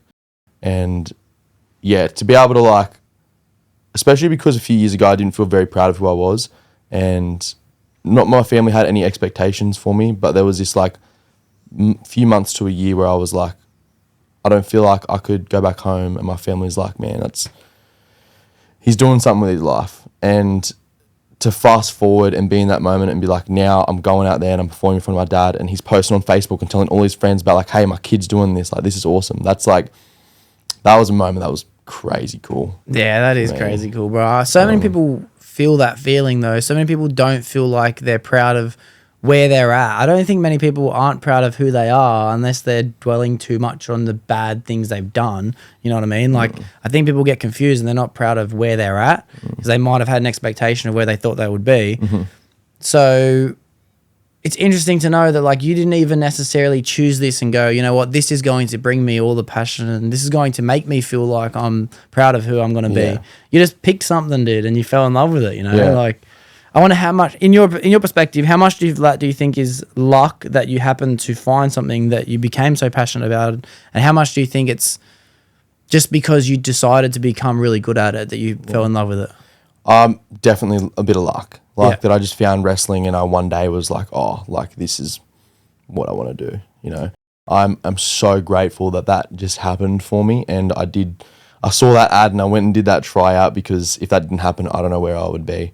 So I'm definitely a little bit of luck involved there, but also a lot of like, there were a lot of mental challenges that came before the whole like, I'm going to drop out of university and go and make this my full-time job and try and be the GOAT or whatever like that. So being able to persevere through all of that was the first part that I had to get through before it was like, I'm proud of who I am. And there was a long time, like a lot of financial struggles, a lot of like self-doubt. There was a whole year and a half before I had like been consistently wrestling, where I was still just training, going and helping out on the shows, like cars breaking down, no money in the bank account, calling in sick at work every week kind of thing, where I was like, man, like, what am I doing? Yeah, like, am I proud of myself right now? Am I doing the right thing? And so much self-doubt for a long time. And I think only in the last like 2 years where I've really like moved my whole life here, I'm wrestling every single weekend and I can see myself progressing and moving towards those goals, where I'm like, yeah, I'm in the right spot now. I think the thing is, if you are putting yourself in a position where you're committing to something, I just had a conversation with one of my mates about this the other day. You're gonna eat it for a little while, you know? It's never gonna be like making this decision, now I'm that man. I'm not even the guy now. I'm nowhere near that. Like, I'm not even like 10% of where I want to be right now. But at least like one day I can look back and say that I'm proud of who I am now. Yeah, that's mad, bro. I can find so much relation in that. And I'll use the podcast as an easy example because it's kind of what people listening would know me for already if they're doing it. It would be like there was 60 episodes, I reckon, 50 at least, where I was just rinsing my mates one after another, begging, please come do it. Like staying up all night editing, like trying to source it out, stressing how I'm going to get the video out for the week. And I'm thinking, what am I doing, bro? You know what I mean? Why? And it's like today, who I am today, it's like I'm, as you said, nowhere near where I want to be with doing this. For sure. But it's like I'm in a position now where I have people like you come over and educate me and boost me up and give me all this information and experiences. And it's like, there had to be that chapter of like, what am I doing? What am I doing this for? Why am I doing this, you know? I think I'm a big Goggins fan. Yeah. I love David Goggins. Yeah. I saw him in November or December. I think I saw him. Is that the Donati? It was, it was the Die Fast or something, whatever it's called. Yeah, okay, Adapt or Die. Adapt or Die. Yeah, I think in that first 2 years and still to this day, I think he's the GOAT and like he's helped me a lot. I know people don't like him for whatever reasons, but there was something that he said on one of his podcasts I was listening to that when I was sort of trying to decide what I was going to do, that he said something that kind of flipped the switch for me. And he's like, if people don't think that you're crazy with what you're doing, then you're not doing enough. Yeah. And if you don't think that you're crazy, then you're probably not doing enough as well. And when you have those self-doubts of like, am I like being stupid right now? And you've got to be a little bit, you got to put yourself in a position where you're like, I don't know if I'm making the right choice right now, but if it's moving towards your goals, stick at it, you know? That's a great point, bro. He's motivated so many people, bro, along the journey of what that man has done, you know? I can see you definitely become one of those voices, bro. You're a very easily spoken, charismatic individual, you know what I mean? Bro, I can see some similarities in it, you know? To have him as a bit of an inspiration makes sense, I guess. Yeah, man. Especially like being someone who was like a bit overweight at the time, like when I first started into wrestling. And, like I can relate to like a lot of the stuff growing up and like not to the same extent, but his story like had some similarities going throughout. And that book changed my life, man. Like his first one, Can't Hurt Me, I read that and I was instantly changed. And I was like, I can do this, man. Yeah. And he says like all these bad things about himself where he would have all these negative thoughts of like, what if this kid from this horrible town who bad upbringing could be that guy? And I remember hearing that and I was like, what if this like overweight university dropout who was barely an athlete growing up and has not done anything really to make himself proud, what if one day I could be that guy who goes and gets signed and goes to WWE? Yeah. Like, what if? And I would rather die one day saying that I did everything I could to make it happen than look back and go, nah. Could have done more. Imagine that, bro. And could have, bro. Sounds to me like dread. I could have. Like, it's like, and that's the big thing with like social media recently. Like, a lot of it's, I watch it back and I go like, that was cringe. That was cringe. But this is the stuff that people's engaging with, like, and I don't want to look back one day and go like, I wish I just cringed myself out and I wish I just did it, like, I don't want to do that. At least I can do it and then I can delete it later and say like, whatever. But, I think that too. One of my mates said a quote for me that I've never forgot. He actually dropped it on the podcast years and years ago. Shout out to Dubbo. He goes, if you don't look back at yourself and cringe, like, are you really growing? And I apply that to like, if I post it today because I think mad and I look at it tomorrow and think, oh, bro, what was that? I think maybe I've grown so much since yesterday, you know? Maybe I've grown in the 5 minutes since I've made it, and that's a good feeling, bro. I love looking at my videos and cringing. Like, I only go back 3 weeks now. I'm like, oh, come on, bro. What are you doing? I made a reel, like TikTok reel at the start of January. And I remember watching back for the first time and I was cringing hard. I was like, why am I telling people this? Like people are just going to watch whatever. And since then, it's done really well, fortunately for me. And it might have been the one that it's the reason why I'm sitting here today. Yeah. You know what I mean? Like, and I've had other people message me about it and I've had a lot of people in my DM saying like, man, you're living my dream. And like, you've inspired me and motivated me. And that was never something that I had thought about, like how my content isn't just going to bring people to watch wrestling, like how it can help them in their everyday life. And that's a whole new thing that's like opened my eyes because someone like Goggins, I'm obviously not even 1% of Goggins, but like to have any kind of effect like that on another person, man, that's obviously what this podcast is about, right? Like it's about like helping people motivate them, achieve their dreams, like, and figure out little bits to do that. But putting content out to reach someone, have that same effect is mental to me. Yeah, bro. Because think about what you became a fan of Goggins for, and I have got a couple pins I'm about to go back and go to, but like since we're on the topic of Goggins as well, you didn't become a fan of Goggins because of the ultra marathons or the most pull up competitions. He didn't inspire you to do those. He inspired you to do something different. Yeah, you know what I mean. It's just the same steps and procedures being applied to something else. Yeah. And I think an infinite amount of people can be inspired by what you're doing, bro, because you're chasing your dreams, bro. Thanks, man. People aren't doing that, bro. People are too scared. People haven't yet made the decision. I hope and I pray that everyone does chase something that they're passionate about, bro. But so far, people haven't. And I think that it's people who are that are going to be the reason why people do. Yeah. And look, man, if your passion is like raising 2 kids that are great people in this world, then that's like, there's nothing, like I think that sometimes with social media, chasing a passion or chasing a dream has to be becoming a millionaire when you're 22, and or like this crazy thing like me, like going and getting signed or becoming a wrestler or whatever. But like sometimes being passionate is owning a home, you know, sometimes being passionate is getting a promotion in your career. But as long as you have something like that you're dedicated and like driven towards, I think that's what's going to get you out of bed every morning. Yeah, you know? you have to have purpose. You have to have something to look forward to. Yeah, man. That's why diets are so hard for me, bro, because it's like I have nothing to look forward to anymore. You know what I mean? I tell myself like a month, I'm like, this is going to be a terrible month, bro, you know? Yeah, bro. And the last point I want to say on Goggins as well, before I get off it as well, was like really to show how inspiring this guy was. They had questions at the end and everyone could get up and ask David a question personally, one-on-one in front of the rest of the room, right? The first lady that got up, it was the first question at the end of the day. She said, look, I run a internet-based group called Taking Souls, because that's one of Goggins' biggest quotes. And there's 200 and something thousand members in there, and we all just post each other's achievements and accomplishments and how we thank David for it. And there's a big community around his fandom, right? And she said, I asked the page, let's do a vote on what the best question that I should ask him as a community. And she says, and from 250,000 people, everyone collectively said, don't worry about asking him anything. Just say, thank you for what you've done for the rest of us. And I was just like in the crowd, like, bruh, don't make me cry, bro. You know what I mean? So, yeah, shout out to Goggins and fucking everything he's done for this planet. But the couple points that I did point in was one of them, you mentioned financial struggles that would have been, you know, trying to work and do all this stuff as well. Is there any money inside what you're doing, you know? Do you get paid to do the things, and like, you know, can you turn it into a career realistically? That is one of the parts of like trying to build my social media to get more eyes on Australian wrestling so we can like have careers here out of it. And that is like a big goal of like what we're trying to build towards, so people can live off this and not have to go to work. We do get paid 100%, but it isn't like enough to sustain a full-time career. We obviously sell merchandise and stuff like that as well, and that's the best way to support us. We get obviously a bit of money out of that, but most people in Australia have full-time jobs or a part-time job or something like that.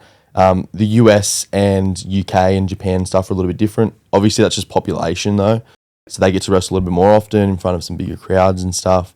But yeah, we're trying to work towards it, man. We're trying to make it happen. Sounds like it's a very like entrepreneurial journey, to be honest with you. You know what I mean? If you like, you got to kind of fund your own lifestyle if you want to do it as a full-time gig. You know, selling merch is a great way to start, but you know, I guess the more you grow your social media, you'll be able to do paid promotions and all these stuff like that. You know, like, that's been exciting, actually. Yeah, that's been a big motivator of growing the social media this year. Is I've obviously since going into wrestling, I've met certain people that are in social media that are making money off it, and I was like, man, if I can become someone that, you know, I'm the Aussie wrestler that people think about. They're like, you hear about Aussie wrestling, sure, you'll probably think about WWE first and Rhea Ripley and Grayson Waller, they're the Aussie guys, but what about that redhead mullet dude? Like, you know, and then, I'd love to be able to build my social media to a point where I'm making some money off it. That would be ideal.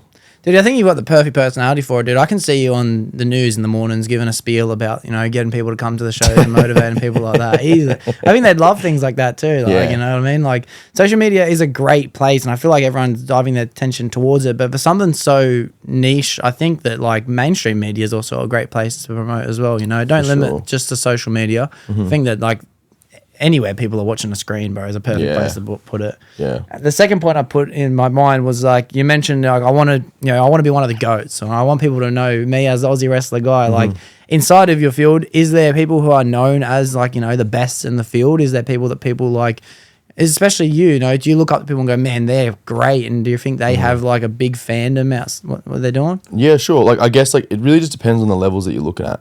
Like, if you're an Aussie wrestling fan, there are Aussie wrestlers who are seen as like the GOATs. Yeah. Like in Pro Wrestling Australia, PWA, we have a guy named Mick Moretti, Madison Eagles. Across like Australia as well, David Storm, Damian Slater, AJ Istria, and there are a few other people who are considered like veterans, GOATs, people that we turn to for advice and stuff like that. I'd say this bloke named Robbie Eagles, but he knocked me out a few months ago. Bit of a dog, but we won't talk about that. But yeah, in the Aussie wrestling circuit, there are definitely like people that are considered like the GOATs. But if you're looking overseas, and it really just depends like what you appreciate and what you look at. There are a few people, obviously like Cena, Orton, The Rock. Everyone's kind of like, they're the GOAT, and they turn to them for inspiration. But yeah, I think, bro, if we're going to talk about like some of what they've done, like they've transcended what they originally were doing with the WWE, and I think that especially Cena, like I listen to him and I do whatever he says, bro. He's one of the most motivating, inspiring people, and I wonder if it isn't just because of him as an individual. I wonder if it's because he spent so long performing and becoming an athlete and created so many crafts in one that he just became this person, you know what I mean? He might not have even been born it. Yeah. Yeah. I think that's a lot of the inspiration looking at like the GOATs isn't so much obviously the wrestling and their way they present themselves is such an important thing, but it's the people that they are sometimes that what should be really focused on. It's funny because I was thinking about this week. I got up to Brisbane and I got to meet like a lot of the guys down there, and everyone was super lovely. Like all the wrestlers, all the crew, everyone was so nice. But there was one person I met in particular that like went out of their way to like really just make me feel welcome and like they cared about it, and that was Edge. Wow. Do you know? I think I know who you're talking about from WWE. So he's in All Elite Wrestling now. He's known as Adam Copeland or Cope. But yeah, like a lot of wrestling fans would see him as like one of the greatest of all time. Yeah. And not that anyone was like rude to me or anything like that. Like everyone was so nice, but he just like shook my hand, looked me in the eye, had a brief conversation with me, and like I was no one, man. Like he had no reason to like make me feel like that. I was just a guy that was helping out on the day. And he's the GOAT. Yeah. Like that's why he did it. And I remember talking to a few mates after, and people who've done extra work for like the WWE and stuff, they say that Cody Rhodes and John Cena, they're the guys who will come around and like they'll shake your hand, look you in the eye, have a brief conversation with you, and like that's a part of like their person. That's it transcends just what they do on TV or how they wrestle. And I think when you have big aspirations like me looking to go somewhere like that, you've got to be looking at that kind of stuff and who they are as people, not just like how they are as a wrestler. Yeah, I think it's the details, dude, isn't it? Yeah. It's the details in like, but I'm not going to say it's as details in like what color shirt you choose to wear for the day, but it might be like whether your shirt's ironed or not, when you show up on the day. Like they're the details that matter, bro. It's like, and people say things like Keanu Reeves is a good example. People always look at him as like one of the most humble, nicest people because he'll shake the CEO's hand and then shake the janitor's hand in the same pathway he's walking down the street. Yeah. And I think that those people are the people who get the most places in life, because I think that's the universe rewarding the people who are the best people, bro. I don't think it's because they've naturally the best athletic ability. I think it's because they've tried their hardest to become good people, bro, and the universe has just given them what they deserve at the end of the day. Man. It's mad. I want to ask you a couple questions around this subject as well, right? You say that nothing's certain. People can get hurt. You never know. And you did say having someone's life in your hands. Like, that's a pretty crazy statement, bro. That hit me hard. That made me think, like, how much thought power when you're doing it is on your safety versus how much thought power is on someone else's safety. Their safety becomes before yours. Yeah. And that goes the same way, so you're always looking out for the other person's safety. Really, it's both of you at the same time. Like, both of your safety should be the number one priority regardless of what happens. But in my mind, the other person's safety is like, that's the utmost important thing. And I would expect that from the person who I'm with in there. Yeah. That's crazy. I never expected that, bro. That's so different and unique. I thought you'd be constantly thinking to yourself, like, I hope I do this right. I hope I do this right. But you probably, and I'm assuming as what you're saying is like, you're thinking like, I better make sure this person lands on their back. I better make sure this. Yeah. That's fuck. Obviously there is the thought of like, I hope I don't shit the bed. Yeah. And I hope I don't put on a bad, like, my wrestling's not bad or anything like that. That is second to safety. Like, safety is always the most important thing. That's what we're driving home. Everyone's, as I say, got to go to work on Monday. No one here is like everyone's got health insurance, but no one's got like a company backing them, paying for their health insurance or anything like that. We've all got to out of pocket for our own injuries and things like that. So safety is always the most important thing. And what about injuries? How often do injuries happen? Have you ever witnessed and been a part of or seen or had any yourself? Like, yeah, I won't name names just because I don't know if they would be comfortable with that. Yeah. But I've been around people who've broken their neck. That's a big one. That one. Yeah, I've had someone like a person landed like on top of their head and they broke their neck. I've seen like, and I haven't been around for that long, man. Like I've only been around the industry for 4 years. People get hurt like a lot, unfortunately. But I think that's just a part of it. It's a sport. Like that happens in footy. That happens in anything else. And I'm so fortunate. I've never been like touch wood wherever it is. Behind you. There you I've never been like significantly hurt, and look, it's probably going to happen one day. It happens to everybody. Like it's a part of the process. But yeah, it's definitely something that happens. Yeah, I can imagine it would happen. There's obviously going to be cases where that stuff would happen. What about just like non-fatal injuries? What about just like bruises and bashes and all that stuff? Like in the beginning, was that something that you were waking up the next day going like, bro, that was intense? It's funny. It's the okay, so the first few times that I went to training and I was learning how to like, bump, as we call it, or like break fall, I was like, oh yeah, I'm really sore and stuff. But when you first start out, after you've built the callus, you don't feel it as much. I think it's like once you start wrestling every single weekend that you're like, damn. And it's not like the soreness all around. It's like little things. Like for example, I jarred this finger on Friday night and it's still a little bit swollen. And I was going around yesterday shaking everybody's hand. And I was like, I just got to tough it out, man. Like, it's like little, just like, you cop a bruise on your rib or something. Okay. I thought I cracked my rib earlier last year. And it got to a point I pushed through it. But every time I would fall on the ground, I was like, oh, man, my rib, like it sucks. And shout out to Aki, Atlas Massage Performance Therapy. Oh, I've stuffed that up. Atlas, anyways. I went to him and he's a massage therapist and he sorted me out. And after that, I've been so fine.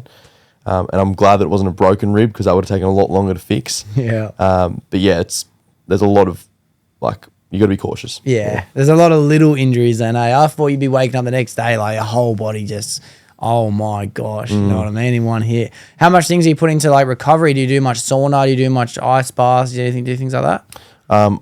Yoga's been massive recently. Yoga, nice. Yeah, big on the stretching. Like I'm really trying to like find 30 to 60 minutes every single day, especially after shows. Like, and you can wake up and your whole body's like, oh, I'm kind of cramped up right now. Yeah. It's always like you wake up and you take the 2 steps out of bed and you're like,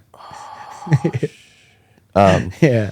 Yeah, I try and like doing yoga after work every single day. And just like, I think yoga's good because it's not just stretching, it's also like breath work and like chucking the phone away and having a bit of mindfulness as well. But I bought an ice bath. I was pretty consistent last year, but I've dropped off recently just because like filling it up every day was becoming a bit of a hassle. Yeah, what a chore. When a recovery centre opens up near me, they'll have my card. Yeah. Yeah. Are you still living out in Wollongong? Is that where you're staying? Nah, I moved to Campbelltown. Yeah.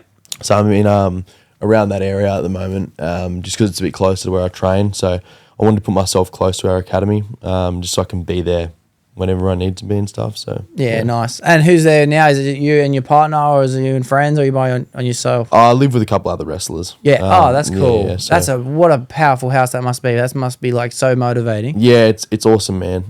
We all like push each other up, and it's cool to be able to like, because obviously what we do is so niche. Sometimes like you can't just have a conversation with anybody about it. So it's good to be able to come home and just like rattle off this. Sometimes when I'm talking to another wrestler, a person who's not a wrestler will be listening to us and it's like we're speaking a different language. Yeah. So to be able to go home and talk to them just about whatever is really nice. Yeah, that's cool.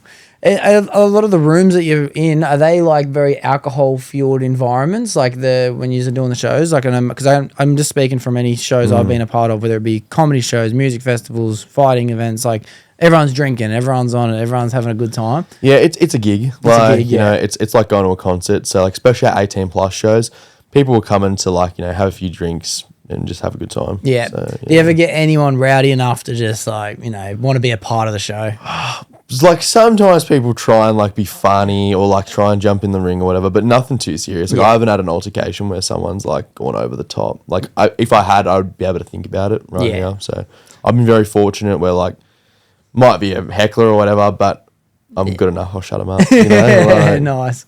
That's cool. I see lots of like crazy as clips on the internet, bro, of like some wrestling shows where people are just like, you know, it's one thing to like hit each other with the chair, everyone, like, you know what I mean, on the back, boom, crash them down. You know, it's a dog act inside the sport. You know what I mean? Like you shouldn't hit someone with a chair, but you know it's part of it. But then maybe it's only now, or maybe it's always been a part of it. I'm only seeing it, but people are doing crazy things of like cutting themselves with glass, and they're like smashing things over their own heads and all that stuff. Is that a big part of the world, or is that just like I guess just small? You know? No, like I think what you've seen is probably what's called deathmatch wrestling, and that is involving like a lot of crazy weapons and glass and that kind of stuff. It's like a subgenre of pro wrestling. I've seen a lot of clips from that will sometimes go viral online because it is like it's pretty crazy. Yeah. I personally don't do it. I don't know if I ever would, but like respect because like That's wild. yeah, it's crazy. I know people who are involved with it, and that's their thing. It's not my thing, but yeah, I see why it goes viral because like it's crazy, but it is more like a subgenre of pro wrestling. And there are some companies, like it's more so in the US, that like they specialize in that type, but it's not really the thing that you would see in Australia. Yeah. As much. Yeah. Yeah, good. Because to be honest, if I went there and I seen that, I'd probably put me off it. Like I'm just a massive pussy as well. I hate anything horror and blood and gore. Right, people tell me that Instagram reels are like death, and I'm like, bro, I can't do that to my algorithm. Like, no way. Yeah. I think like if people want to go watch that, they know where to find it, like that kind of thing. But I guess the wrestling that I'm part of, it's you don't know what you're expecting, and we want everybody to walk away like, oh, that was a good experience. And not to say that whatever that isn't a good experience, but if you want that, you got to go find it. You know, it's not something that people would walk into straight away, and it's like, oh, this is. Yeah, maybe some people have. I don't know, man, but that's not what we do. Yeah. Okay, cool. Oh, it's mad, bro. I'm understanding a lot about the mindset and what it takes to do it, and what it's like to be a part of the room. You know, especially who you are as a character, as an individual, not a character. Sorry, I apologize. No, that's cool. No stress. But what's it like? What type of stuff can people look to experience? You know, when you go there, people like. I've seen a couple clips of you jumping off the ropes. You know, that stuff's awesome. You know, but is there like. Are people doing flips? Are people throwing each other out? Are people jumping in? Are people surprised? Like, what type of stuff is going on, bro? This is the awesome thing about pro wrestling and about good pro wrestling is it has a bit of everything. Like, and you can come to a show for 2 to 2.5 hours and there isn't a little bit of anything that you say you didn't see. Yeah. Obviously, the actual physical side of it, you're going to see a little bit of everything, but then the show side of it as well. We just had a show in the end of January called Tag Race, which was like a take on RuPaul's Drag Race. So it was a wrestling show, but we also had a drag queen who was like hosting the show and adding this whole other entertainment element side to it. So it goes from like having a drag queen hosting our show to like 140 kilo person slamming a 60 kilo person, you know, or like someone jumping off the top rope and, you know, using what we do to like build a show. It's pretty cool. And is there weight classes? I never even thought about this before, like, because I can't think of it in my head now. So is it all shapes and sizes of people in the ring together, or is there like heavyweight and lightweight and anything like that? Yeah, some places are different. Some places have weight classes, but for the most part, anybody can wrestle anyone. Yeah. Yeah. And that's not exclusive to like gender or weight or really, anything not like even that. gender. Yeah. No, like it's That is awesome, bud, to get like girls and guys in there wrestling together at the same time. You know, that's not something that I've ever seen. Yeah, it is like it's not on TV or anything like that, but once you walk in the room and you experience it, it's nothing different, you know, you haven't seen before. I think people will say they're put off by it, but they walk into the room, they see it happen, they're like, oh, this is just normal. And it actually, like, I think, in my opinion, it adds a whole nother element to being able to tell a story or being able to create a new experience for someone. Especially, like, I think a lot of our shows, like PWA Black Label, that's where you'll see more of that. We have a lot more, like, diversity in our crowds, and, like, we'll get a lot more women invested because they get to see that and like they relate a lot more to that, which is I think really cool. That is cool, bro. It is cool. It's something for everyone, bro. It really, really is, bro. Yeah. You got kids, you got old ladies, you got Yeah, guys, man. girls. Yeah. Like, Everybody like gets a little bit out of it, which is cool. yeah. Okay, that's cool. What's some of your favorite things to do and be when you're in the ring? Like, you know, do you do many of the jumping off? Do you do many of the throwing, people getting thrown? What's some of your favorite aspects of being in there and actual wrestling? I'm an all-rounder, I'd say. Like I can hold myself pretty well. I'm pretty strong, but you know, if I'm wrestling someone bigger, like I can kind of fly around to be able to maneuver myself so I can get around them. Obviously, if someone is 30 kilos heavier than me, it's going to be hard to like take them down. So I can get on the top rope, I can fly around. My finish is the springboard cutter. So like I hold the rope, box jump up, and then, you know, RKO. Yeah. So I feel like I'm pretty versatile in that way. But if also I'm wrestling someone smaller than me, I'm going to use my strength, you know? Yeah, that's cool. So that's your finisher. So you like to like, so is always like the RKO is like the finisher, or do you do like a jump off the rope kind of thing as a finisher? I jump into it. So you jump into it. Yeah, it's called the springboard cutter. So like I jump off the rope and then I grab their head and slam it into the mat. That's hectic. Wow, that's cool. That's mad. Did any of your mates ever want to do like stuff like outside of like, so you do it, you know, what you do it, but say you're just kicking back with the boys now, you're having a couple beers, you're at the pub, you're at one of the boys' houses, like, does anyone ever want to do anything like that in real life? People have said it to me before, but unfortunately for them, I'm pretty professional about it. Like, I don't want to hurt anyone. Like I don't want to like put anyone on the gronk or anything like that. Yeah. It's all right. I can imagine if it was me kicking back with you and we're on the piss. This is probably why I don't drink, because you know what I mean. Oh man, I'd be like, come on, just slam me, bro. Just put me on the you drop me on my back. Well, I'd say no. Yeah. Well, $50 maybe. Yeah. I shouted it. Why would I do it? You know what I mean? Yeah. That's cool. So something like WWE, is that like a goal? Is that like one of the main goals you've got towards inside your path? Yeah.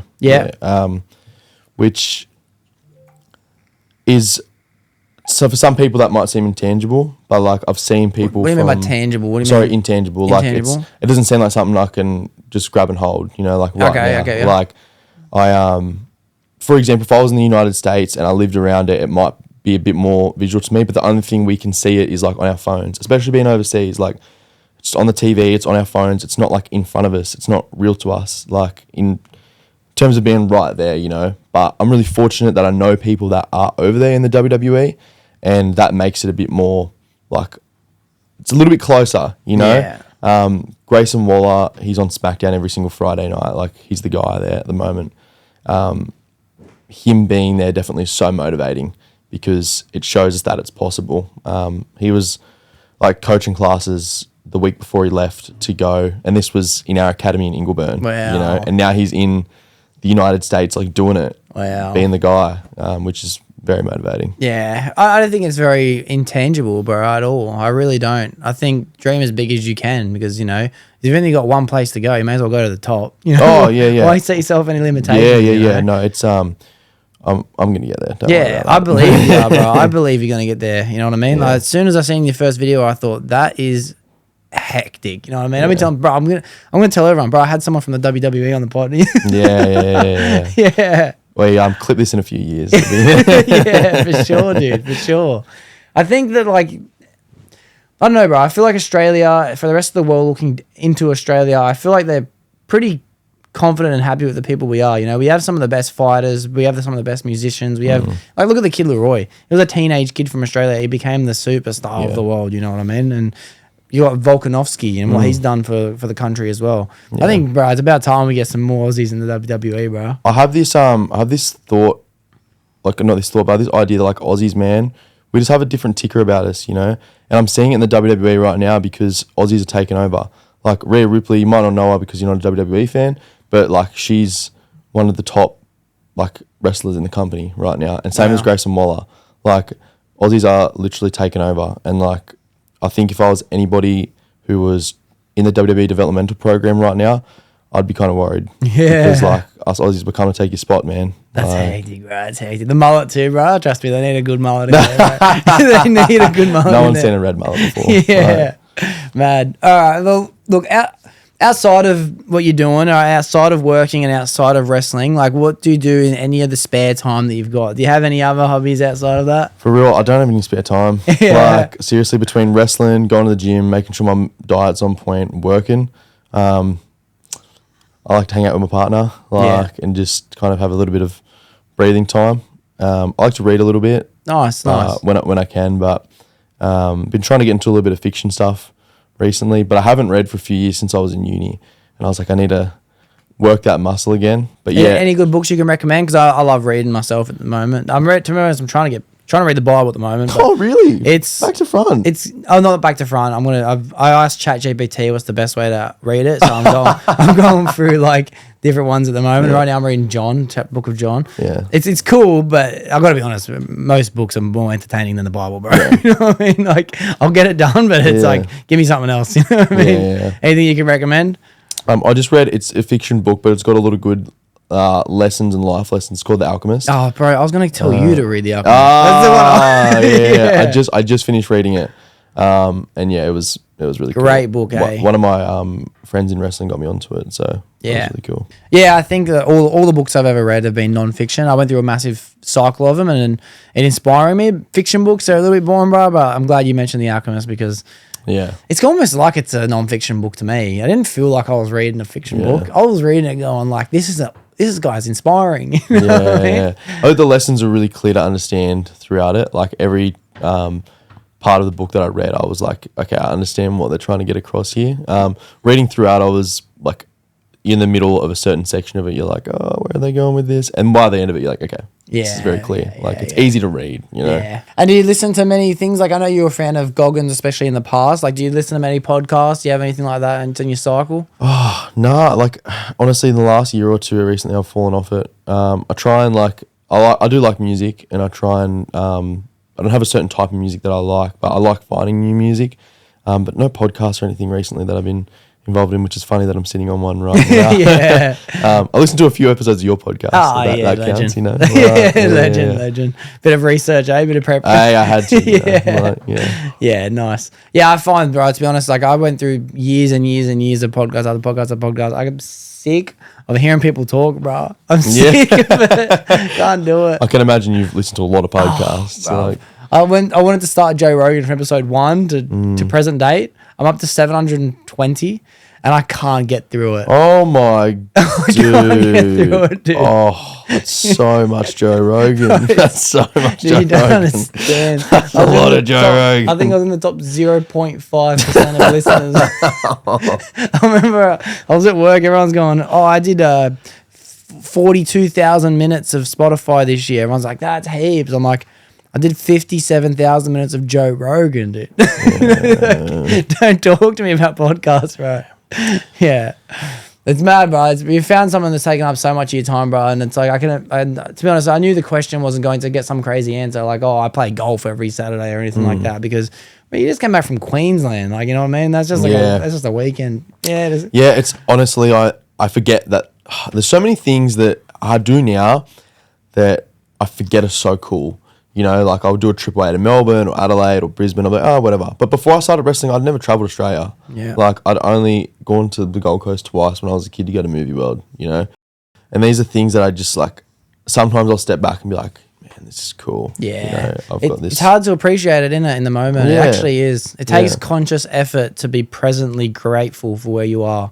And it's one thing to just say every now and then, like, yeah, man, I'm glad of where I am. But to be in the moment of being like, man, I'm going away for the weekend. I remember there was a time last year, I think it was December the year before, and I said I was going away to Canberra for like 3 months or 4 months for work. And I made the decision, I was like, you know what? I'm always going to remember the time where I lived in Canberra with these other 3 lads. Why not just do the best I can while I'm here to pretend like I'm in those good old times? And everything was the same. I still worked my ass off. I still went to the gym as much as I could and all that. But it made me really appreciate it even more later, you know? So it's something I'm trying to consciously do at all times. Pretend like I'm in the good old days. You know what I mean? Because have you ever seen The Office? You ever watched The Office? Oh, a few. I'm not a big fan. Yeah, okay. There's a quote that I refer to all the time. Andy says in one of the last episodes, when I was in high school, when I was in college, I looked at high school and thought, man, those are the good old days. And now that I've left college and I'm at work, I think, man, those are the good old days. Right. I wish there was a way to know you're in the good old days Yeah. before you've left them. Yeah. And I think just becoming aware of the fact that you're in the good old days, dude. You're in the good old days, you know. You're in the first few years of wrestling, the first years of growing the social media, you know. By the time you're in the WWE and you're working as much as you're working then, yeah, life's going to be great. But you look at these times and go, the good old days, bro. Yeah, You man, know? for sure. I think that's something that when I have a spare moment, I'll look back and be like, damn, this is, you know, really cool. And every time something new happens, like, you know, my social media growing rapidly recently, I'm like, I need to sit back now and just enjoy this and appreciate it. And especially when you're like so goal driven, it is very easy to just think about the future and think about where you're going and what you're doing. I think recently having people like message me and tell me like, oh, you know, you're really inspiring, or like, and I guess like, it's only been the last 2 months that I've been posting consistently about like what I've gone through over the last few years. And I haven't taken a moment to step back and go like, what I'm doing right now is really cool. And a lot of people would do anything to be in my position and be in my shoes. Whereas I keep looking at other people who are ahead of me and thinking, damn, that's what I want to like go. That's what I want to be. So recently I've found a lot more gratitude in looking at my life right now and being like, okay, now not everything's perfect, but like I've got a cool life. Yeah, you know? Bro, you have a cool life. Life is sick, man. Like I've got good mates, great partner. I'm chasing my dream, man. Like, and I've said it a few times, but I'm so big on this. Like one day I can look back and say that I tried everything, you know, and I'm grateful for that. What about making the social media post? You're saying a couple of times through this episode that like you go to make it and you're like, what do you mean? It's a bit cringe. Like, and you find that harder than the actual wrestling aspect of what you're doing. Like, do you have a goal with your social media in a sense where you want to try and post like once a week, or do you want to try and, you know, what do you have much goals, or are you kind of just figuring it out at the moment of what you're trying to do? I, at the start of the year, heard like post once a day, you know, and I tried to do that. And the advice that I heard was like, oh, even if it's bad content, like just put out anything. But I don't believe that because I've trialed and errored it. And I don't think that bad content is good content. If it's lazy and you're just chucking it out there because you're trying to get something up, I don't think that's the right way to go about it. Some people might have a different idea and maybe that's worked for them. But I don't like putting anything out that's not like quality or something that I don't think that people will engage with, because what's the point, you know? And I think you're just chucking it up there for whatever sakes. I just try and post like a couple things every single week that I think people will actually enjoy like watching. And if I watch it and I might cringe, but I'll still be like, yeah, like people will watch this, you know? Like I've got to have that self-judgment and like I'm not just going to chuck up anything, you know? Yeah. Have you had, I'm aware that you've had lots of support in doing so, but do you ever have anyone not showing support, anyone showing hate, anyone commenting shit that you don't want to see? Is there anything like that on your Not post? really. No, I'm That's pretty positive. When I first started, like dropped out of uni, I had a first few people like back then being like, I'm a bit cringe, like or whatever, but I don't know who those people are now. So yeah, hope you're doing well. yeah. That's cool, bro. I find that most people I speak to, they do end up going through a phase of social media where people are just commenting negative shit. I can't like people comment on my shit all the time. Like not all the time, happens every now and then. It's to be honest, it's funny. You know what I mean? It's like sometimes it gets me, like they make me laugh. Like it's actually good shit. But I think it's just part of it, bro. So when it comes, just allow it to happen. You know what I mean? If you're anything new to the social media world, like it's gonna come and it's gonna go. Yeah, for sure. I wouldn't worry about it. I think like social media is a funny one because, especially with wrestling, it's like there's a lot of easy things for people to say, but it's like come to a show then, bro. Come buy a ticket. Come check it out because we guarantee you'll be proven wrong. Yeah. You know? Like, were you doing much social media at all in your own personal life before you're doing this chapter? Yeah, I used to do social media for like the university because I worked there for a little bit, and I loved to make a TikTok back in the day, but it never really grew. Lockie actually, shout out to Lockie again. He's actually made a few TikToks over the years, and like they've done well, bro. He's enjoyed it, you know. In lockdown, I really tried to I was like, I want to be like a TikTok comedy guy. Not my thing. But I never thought I would be like an inspirational, like posting TikToks that inspire people. I never thought that I would do something like that, but now that seems to be what it is. So. Yeah, bro, isn't that cool, bro? Where life takes you, bro. I'm so excited to see the whole journey you're gonna go through, bro, with this whole thing. I'm definitely gonna buy tickets. Whereabouts do people even find tickets? Like, do you just search up Australian pro wrestling shows? Like, how do you find it? Go to my page. You will see all the places that I wrestle at. Pro Wrestling Australia, International Wrestling Australia, Slam Pro Wrestling League, Melbourne City Wrestling. There are a few other places. You'll just see it all on my page. I'll usually get like a graphic announced.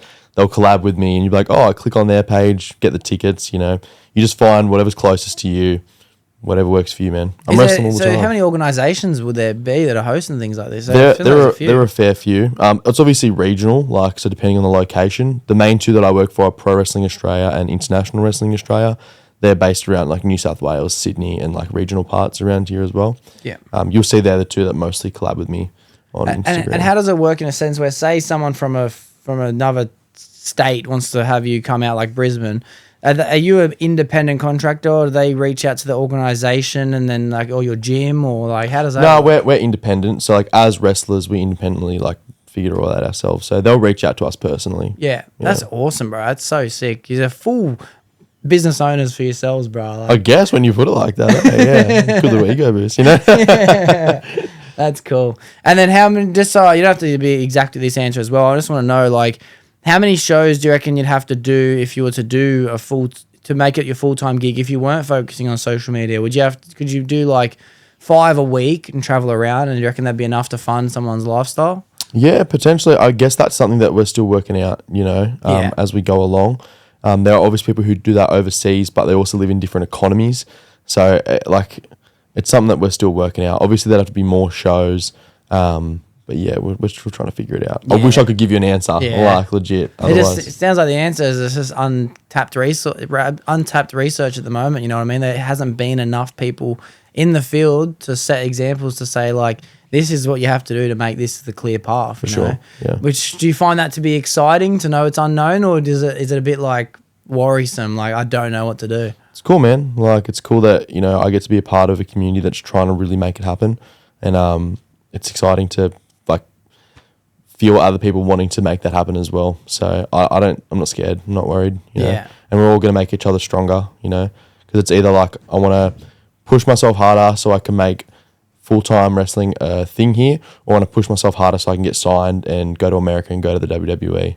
So there's not one path I want to take, but all the operations that I put into making it happen, it's going to achieve something, you know? Yeah. Damn, bro, it's so sick. I just can't wait. I can't wait to be a part of it. Like, I hope that anyone listening genuinely to get anything out of this isn't just to go witness and be a part of these shows, like to find as much excitement as I've found in doing so. I hope that people listen to this and they can be inspired to chase their dreams, bro. That's the one thing that I hope people get out of this episode, bro. Yeah, man. It's fucking insane. The people around you, do you feel like people around you, and you don't have to use your exact friends as an example or your family as an example, like just however the question is, like, do you find people do chase their dreams, or do you find people don't? I think everyone in my environment is going towards like they are trying to chase a certain goal. Most people I'm around like have the same goals as me of wanting to get signed or like make this a career or something like that. I think that I'm very exposed to people that have big goals, which is a really good thing. I'm not around anyone too much that doesn't have like a end goal or like something that they're working towards. Yeah. That's mad. That's awesome. That's a very, very positive and beneficial. And to be honest, I have to say the same thing. I don't find that too many people in my life aren't working towards something. Yeah. But it's very easy for me to fixate on those people who aren't in my own head. And I just hope this message really does get towards them, because there's a lot of empathy inside of it. You know, I just find gratitude that I enjoy what I do, and I bet you feel the same thing, bro. Yeah, man, it's really cool. Yeah, bro, it's awesome. Well, dude, I have to ask you one more question before we get to the end of the episode, all right? And it's the same question that I do ask everyone that comes on the pod. It's not for any specific niche or anything like that. But if anyone did come to you because they were feeling depressed, mostly because they were just lost, is there any advice that you'd give that person? In 2020, this is before I even thought about wrestling or like trying to play footy or do anything. Like, I was like super overweight, and I was like not eating right. I was partying with my mates a lot. I was filling a lot of voids, and I got to a point where like it was pretty bad, and I like, you know, obviously like everyone knows the extremes and like how bad shit can get sometimes. I think the thing that really pushed me was get out of your comfort zone and like try new things, and like whether it's like this sounds like random, but like you don't go to waterfalls, go look at waterfalls, because then the day that you go out in the waterfall, you'll be outside off your phone in nature, and then you'll think about like some new thing that you haven't thought about before. I think you just got to challenge yourself to try new things. And obviously, depression and mental health is a tricky thing to talk about because there are so many different levels of it. I've never been clinically diagnosed with anything, so I can't sit here and give a clinical advice or anything like that. If you do have like depression or anxiety, go and seek professional help. That 100% is the most important thing. But if you're in a spot where, you know, you're just not feeling too good about yourself and life isn't exactly where you want it to be, that I think is what I'm more so talking about. Then just go and try new things, because the more you try new things, the more that you're putting yourself on a path to make something happen. What an answer, bro. What an answer. Even a safe answer too. Like, seek professional help, bro. But like, like that's the number one most important. Yeah. If you're like depression, anxiety, and that kind of stuff, go to your doctor, get on a mental health plan, go and speak to a psychologist. That's 100% the most important thing.